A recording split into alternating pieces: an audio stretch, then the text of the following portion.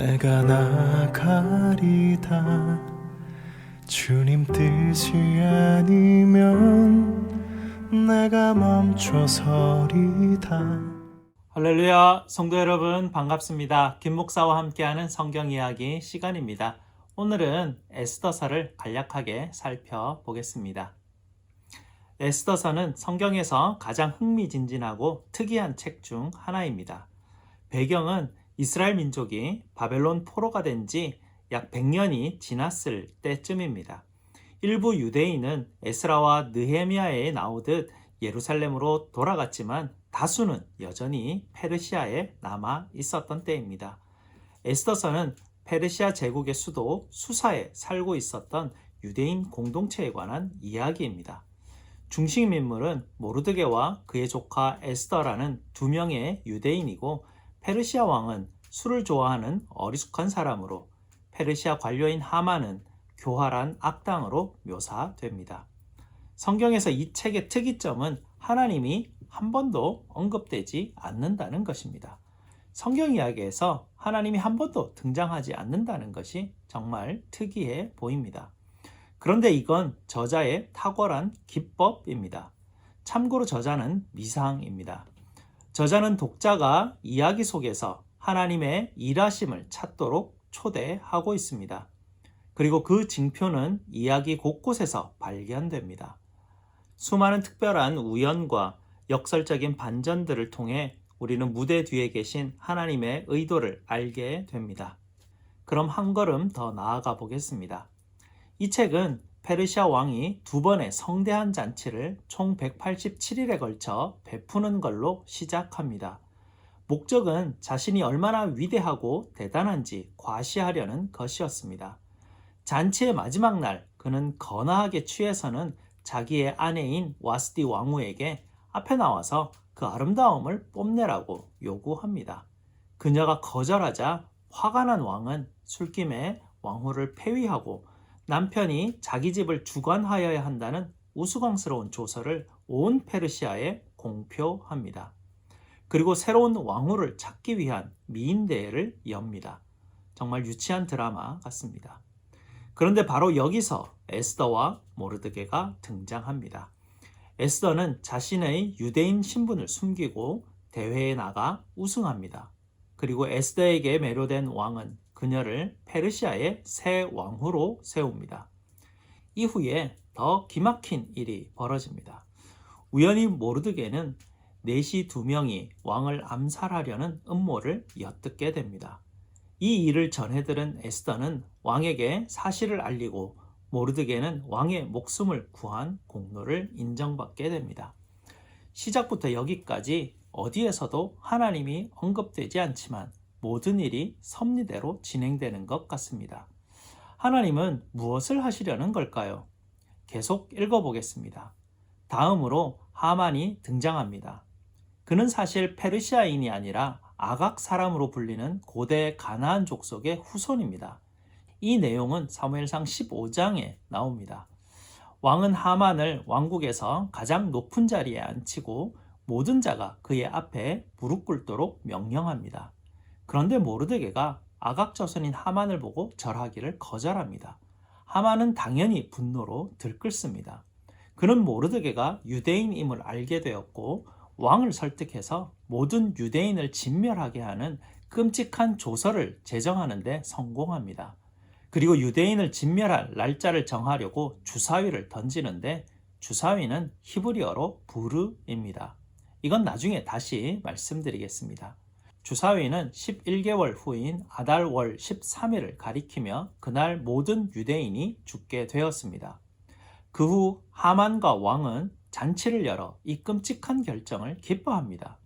이제 초점은 모르드게와 에스더에게 맞춰집니다. 이제 이들은 유대인들의 유일한 소망입니다. 그들은 에스더가 왕에게 자신이 유대인임을 밝히고 하만의 조서를 철회하도록 요청할 계획을 세웁니다. 그러나 왕이 부르지도 않았는데 나아갔다가는 페르시아 법에 따라 죽을 수도 있었습니다. 이때 모르드게가 중요한 말을 합니다. 그는 에스더가 침묵한다 해도 다른 곳에서라도 유대인을 위한 구원이 임할 것이라고 믿습니다. 그래서 에스더에게 묻습니다. 네가 왕후가 된 것이 이때를 위한 것인지 누가 알겠느냐. 이에 에스더는 용기 있게 회답하며 왕에게 나아갈 것을 결심합니다. 내가 죽으면 죽으리이다.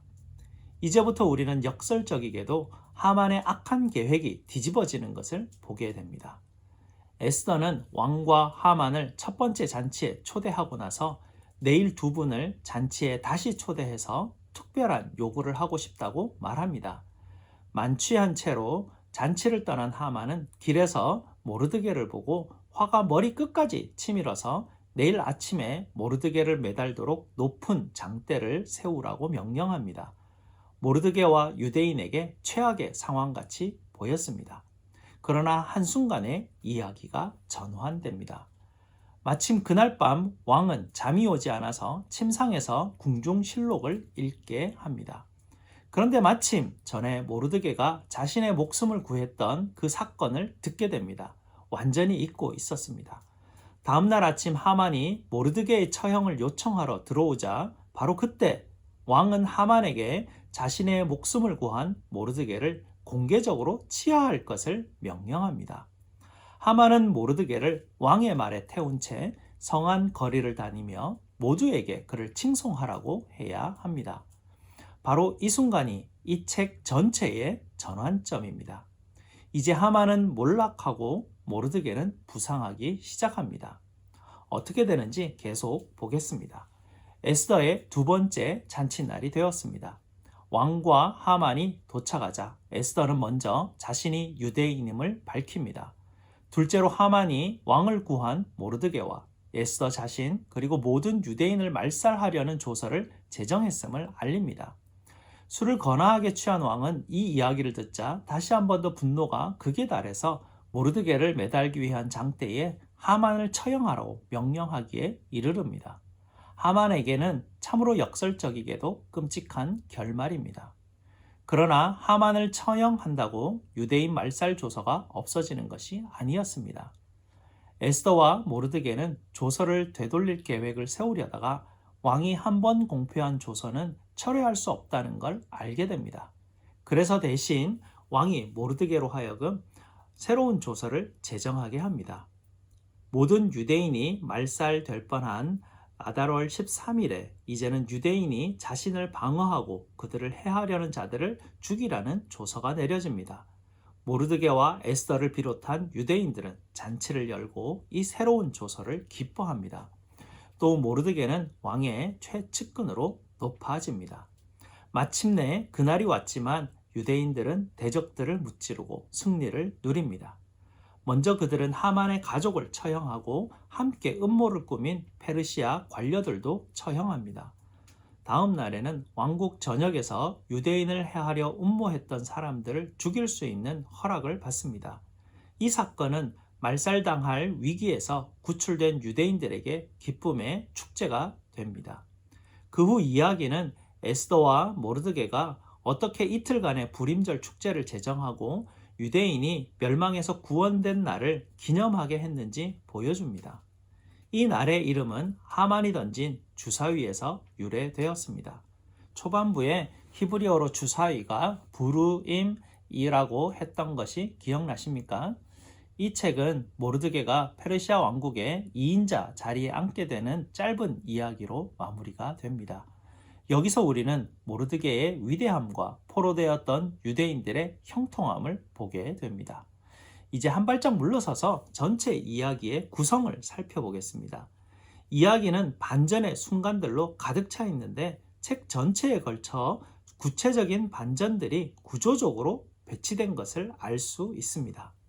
먼저는 처음에 나오는 왕의 위대함과 잔치와 조서, 그리고 마지막에 나오는 모르드게의 위대함과 잔치와 조서 사건이 서로 비교가 됩니다. 처음에 에스더와 모르드게가 왕의 목숨을 구했다면 마지막에는 모든 유대인의 목숨을 구합니다. 그 다음으로는 하만의 높아짐과 조서, 그리고 잔치는 모르드게의 높아짐과 조서, 그리고 잔치 이야기로 뒤바뀝니다. 중심부에서는 에스더와 모르드게가 계획을 세우는 장면들이 있습니다. 또한 에스더의 두 잔치는 전체 이야기가 전환되는 가장 중요한 순간의 기틀이 됩니다. 하만은 낮아지고 모르드게는 높아지는 순간입니다. 대단한 구조이지 않습니까? 이 책의 또 하나의 특징은 등장인물들의 도덕적 해이입니다. 술 취함과 분노, 성과 살인이 가득하고 에스더와 모르드게도 예외가 아닙니다. 이방인과 결혼하거나 부정한 음식을 먹는 등 율법의 기능들을 범했다는 것은 말할 나위도 없습니다. 이 이야기는 모르드게와 에스더를 도덕적 모범을 삼거나 그들의 모든 행동을 지지하는 것이 아닙니다. 오히려 위기 가운데서도 하나님을 신뢰하고 소망하는 사람의 본보기로 삼으려는 것입니다. 에스더서가 던진 첫 질문으로 다시 돌아가 보겠습니다. 왜 하나님이 언급되지 않은 걸까요? 이 책의 요지가 하나님이 계시지 않은 것 같은 포로 기간에 그리고 이스라엘이 율법에 불순종할 때 하나님은 그들을 버리셨다는 뜻일까요? 아니면 당신의 약속을 잊으셨다는 뜻일까요? 에스더서는 아니라고 합니다. 이 책은 엉망진창이고 도덕적으로 흐려진 인류의 역사 속에서도 하나님은 여전히 일하시는 분이며 도덕적으로 해이해진 사람들의 신실함마저도 사용하셔서 목적을 이루시는 분임을 보여줍니다. 그래서 에스더서는 우리에게 하나님이 일하시는 것 같지 않을 때에도 그분의 섭리를 기꺼이 신뢰하고 아무리 상황이 어렵더라도 하나님께서 그의 세상을 반드시 구원하신다는 것을 소망하길 요구합니다. 이것이 에스더서의 요약이었습니다.